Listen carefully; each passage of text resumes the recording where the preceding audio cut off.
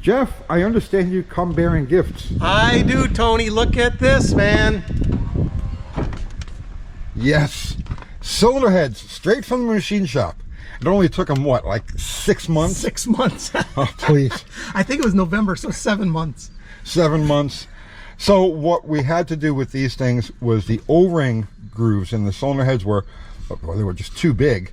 So they had to be decked and then fitted for fresh 41,000 stainless rings.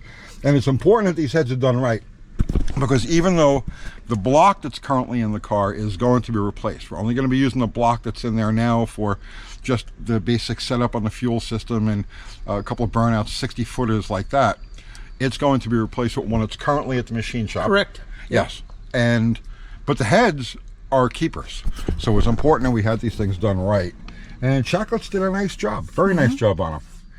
And of course, we've got an occlusion, something that you guys that work with iron heads need to be aware of. These things can pop up anywhere. It's a bubble that was in the cast iron. And in this particular one, it's not going to make any difference. It's not close enough to leak. But occasionally you'll get a head that looks exactly perfect, and then you machine it just a little bit and boop, there goes an occlusion. So, but these things look great. Now we came here to scavenge some parts. Yeah. Yes. So I guess we're looking for what, the accelerator pedal, yes, gas pedal, and we need the fuel shut off, maybe. Fuel shut off, some cables. Yeah. And we're gonna scavenge them off of this bad boy right here. So what do we got, man? What's the story with this? So this is a Grand Am Pontiac body. For anybody that knows those, been around in the 70s. Remember when they came out? Really cool looking car. At any rate, it was a Mickey Thompson owned car, Mickey Thompson team, raced by multiple people, but Bob Pickett was the last guy that raced it. I think the last race was something like 74. What it turned 233, 6.16, 233 back in 74. So at any rate, it doesn't run. I'm never going to get it running. Tony can't convince me to get it running. I am not going to even try. I have, every time I get near one of these things, I have PTSD. Yeah. For good reason. So, but before, I'll tell you what, I'll tell you the story with that. But there is a connection I actually have with this, because Bobby Pickett, who was the driver of this thing, his next car was a Plymouth Arrow that he owned himself with a Pluger chassis. And that car ended up in Bobby Lagana's hands at Twilight Zone, and then I ended up with that chassis and I put a T-bucket body on it. So there was a story in Hot Rod magazine called A Few Moments in Hell. Oh, there's a plane. Yeah. Called A Few Moments in Hell, and that's actually Bobby Pickett's Pluger chassis on my T-bucket body. So yeah, we've got there's a little bit of a connection there. So let's look at this car real quick, and I'll tell you why I'm so allergic to these things. So they list it as a Butara chassis, but it's actually not a Butara chassis. This is a Sartay. So Jamie Sartay, he was a Hawaiian guy who lived here in the States, and one of his signature things right here were these pineapple-shaped fire windows. So for you guys that aren't familiar, when the body is down, the driver has absolutely no view of the engine at all. So if the motor is on fire, you can't tell until the fire is like out of control. So these windows are mounted low. They're right about over here when the body is down. And so as soon as these things light up, the driver knows to hit the bottles. So that's what these are, and that's a Sartay signature. I was talking to somebody about those, and they said that's the old school check engine light. Yes. If that light comes on, yes, do something. That's exactly what it is. It's the nitro version of the check engine light. Sartay also did some interesting things. You notice the way the throttle pedal is mounted on this car. It's in such a position so that the driver has to put his foot into a very unnatural position to operate it. So it'll usually sit about like that, and your heel will rest over here. But in order to actually open a throttle, you've got to push down. And this was a pretty innovative safety feature, in that when somebody's facing like impending impact with something, so let's say you're heading towards a guard wall or something like that, the natural inclination is to tense up. So if the throttle is in an upright position, when you tense up, you're pushing it forward with your foot. So with this thing, because of the fact that you've got to push your foot into a very unnatural position, when you tense up, you'll actually lift off the throttle. So it works very well, and I had a similar setup to this on my car, and that actually saved my bacon when I knocked myself out with tire shake one time. So, but we're going to be robbing this pedal out of here for the dragster. Also, the fuel shut off because okay, yes. So all of these things are going to be borrowed and sent over to the digger. Yep. I have PTSD with these cars, and I'm just looking at this patch here. So, here, please, Jeff. When I was coming up in the middle 1980s, just getting started, this is the type of car that was around. And this was the era of fiberglass bodies, before carbon fiber, and before wraps and stuff like that. These cars were all hand painted. They were all hand airbrushed and hand painted. And the funny car started evolving along those lines in the 1960s. And while those cars would occasionally have explosions and fires and stuff like that, it was the exception rather than the rule. By the time I got involved in the 1980s, you're still using this fiberglass hand-painted, system, but having a run that didn't result in some sort of damage was the exception rather than the rule. Because every run, something would happen. The speeds got fast enough that the fiberglass didn't really want to cooperate. Engines were always barfing things here and there and sending spark plugs through the body, and you had to save them. So while I was looking around under here, I see a patch right up there. Yeah, right up here. So I had a flashback. It was 1986, and I was crewing on a funny car. I won't mention the guy's name, but I was just learning. So I was the piss boy. I'm the one that, okay, you send him in and he's going to do all of the stuff nobody else wants to do, right? So made the run. This was at the Spring Nationals in Columbus, Ohio. And it was Saturday. We hadn't made it in the show yet. And the car broke the body on the first qualifying pass for Saturday. So now we have no choice. We have to make the second qualifying pass. And this body now has this giant crack that runs from the wheel opening all the way back to the firewall. It's 100 degrees. There is no shade. I have to now climb under the body and hand sand all of the gel coat off of this thing. It was at least 130, 140 degrees under the body, and we could only prop it up a little bit. You couldn't just like make it so you could stand under there. We propped it up maybe 2 feet off the ground so I could slither in and out underneath. But I hand sanded that for a good, 2 hours. By the time I was done, I sanded it all off. I patched glass in there. We always used to keep strips of balsa wood and rope, cloth rope, because you would use balsa wood and cloth rope in the glass to reinforce things. Yeah, fibers, sure. Oh, please. So after a couple of hours of this, sweating and getting covered with fiberglass, I stepped out from under the body and I was covered from head to toe. It was like a snowman. I believe it. And you're going to pick all night after that, sanding that fiberglass. There was no time to change clothes. Yeah. There was no time or place to wash up. All I could do was just keep marching forward. And I said, running funny cars, this style of car in that era was an Ironman contest. It was like you just kept motoring through no matter what. And I will never forget that. I was red like a friggin' lobster. There was the parts of me that weren't white from the fiberglass all caked on my skin. It was red like a lobster. And I ended up having to stick around. We ran the car. We actually did qualify. And so because of that, I had to flog on this thing all night, never having a chance to clean up or change clothes or take a shower or anything like that. This was, when I have flashbacks to like funny cars, this is it. So I will never forget, and this was like a regular thing. This was an ongoing thing. That's your addiction you always talk about. Well, we were still using plexiglass windows and, for windshields, and a drop of nitro on the windshield would cause it to shatter. So you were always changing windshields constantly. It never stopped. And you had to protect the body at all costs because these things were hand painted, this was like crazy stuff. I was telling him there's still body men.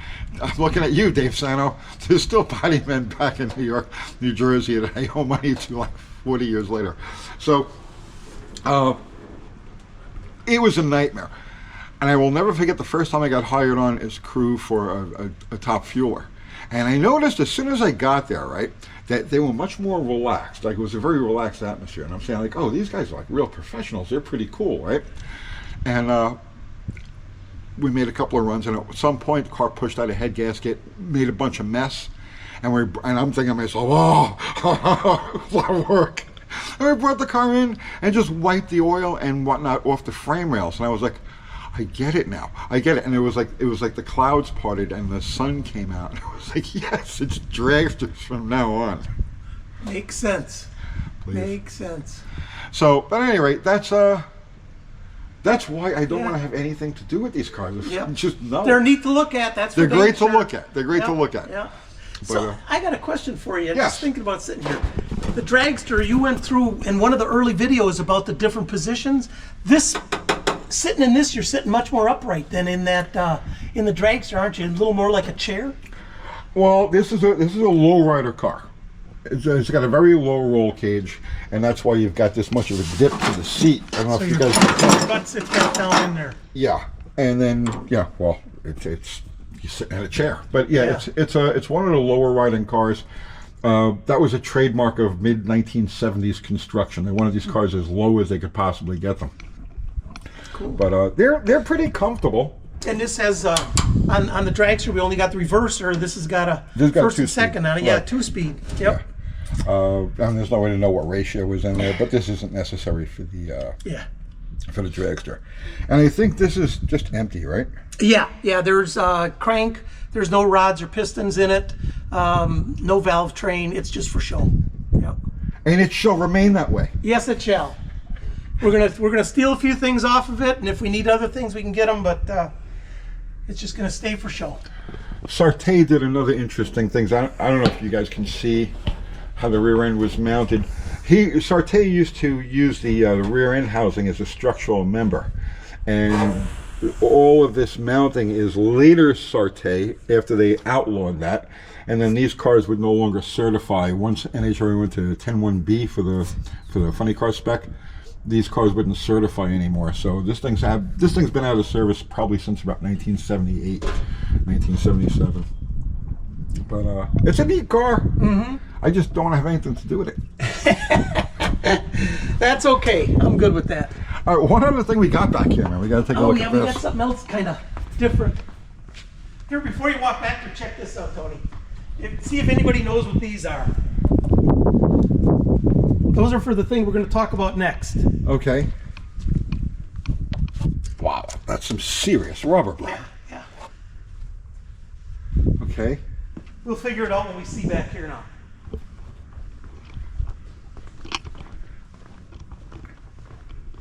Jeff, the butter has slipped off your noodle. I'm telling you. Are you going to run this thing? So my big passion, I guess, has always been snowmobiling. We've been snowmobiling since '71. Okay, started, and we still go every year up to the UP of Michigan. Myself and my brothers, and nephew-in-law. At any rate, we love it. So I found this thing for sale. It came out of New York, upstate New York, and it's a snow dragster. That's what it is. Runs a little small block Chevy in it. Just something else to collect. You're not going to run this thing? No, I'll probably never run it. So what we looked at over there that were rolled up, those are the asphalt tracks. So it's on snow tracks right now. Okay. But those are asphalt tracks. Then they run not these. They run just normal snowmobiles. Okay, they run them on asphalt, and they're fast. They're like crotch rocket bikes. Okay. Really? But they run those asphalt. Think of the traction you'd get on that long track, right? No, and then it's got wheels, skis with wheels on it, which I've got them up there also. But other than that, it's really just a normal dragster chassis. I would say let's get this thing going, except I don't ever want to be cold again. I'm telling you. I've had people that have seen it that I know where we go snowmobiling. They have speed runs, they have drags, all that stuff. And everybody says, bring it up there, bring it up. But I know unless you spent the time to get it running right, and it'll start, probably won't start right now, but it runs and all that good stuff. But unless you spend the time, and then you get it tuned here, and then you take it up there and it's 20 below, it's not gonna run right. So you spend more time, I've done it with old snowmobiles, you spend more time wrenching on them up there than you do riding them and doing stuff. So it's probably just gonna stay here in Tennessee. It's a neat piece though. Yeah. Look, it's got a headlight built into the... Yeah, so that's actually the front. It was built, the rear end is Polaris, if anybody knows snowmobiles. Those are Polaris tracks, Polaris suspension. And what they did is it's basically the suspension from two snowmobiles, one here and one here connected, okay? With a 9-inch. Yep, it's got 2 sets of disc brakes on it because it, in order to turn it, you gotta stop one track. So these are the stopping, for stopping. Okay. And then there's also individual brakes up there that you can hit a smaller disc brake and it'll make it turn, help it to turn. This thing's built out of 83 wall too. Look at that. That's some serious chromoly. Yeah. Very nice. It is, it's cool. Anything worth doing is worth overdoing. Isn't that true, right? That's you, man. Yeah, that's kind of the motto, I guess, life motto for me. Oh, this is great. So the guy that built it, he didn't run it, but the guy that built it owned a big snowmobile dealership. He still does up there. I forget what town it's in, maybe on here somewhere. North Tonawanda, New York. There it is. And he sold all the different brands back in the day. This was built, I think, in the 90s. But he used it for advertising. So he'd take it to all the shows, he'd take it to races, and he'd show it off. And it was all to sell his snowmobiles, keep his business going. And eventually, it was stuck away in storage. So I bought it from him, I'm going to say 3 years ago or so. What did this thing run in its day?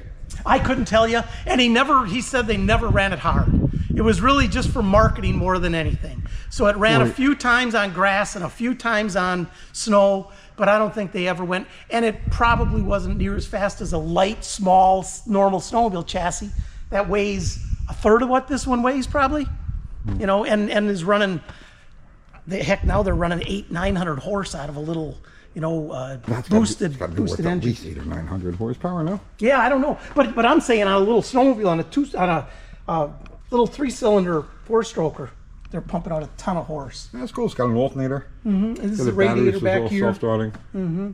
Very cool. Yeah, something different, cool. right? Never see one. Probably never see one again. I'll never see one that you could own. That's for darn sure.